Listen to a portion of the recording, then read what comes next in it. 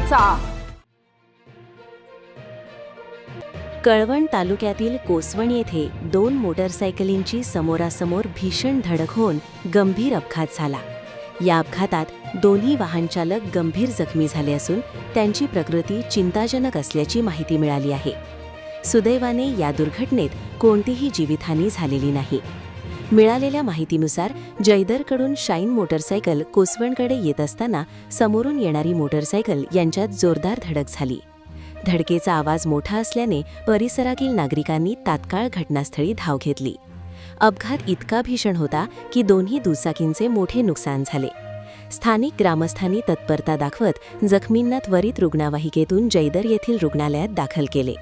डॉक्टरांनी प्राथमिक उपचार करून पुढील उपचार सुरू केले असून दोघांची प्रकृती चिंताजनक असल्याचे सांगितले जात आहे।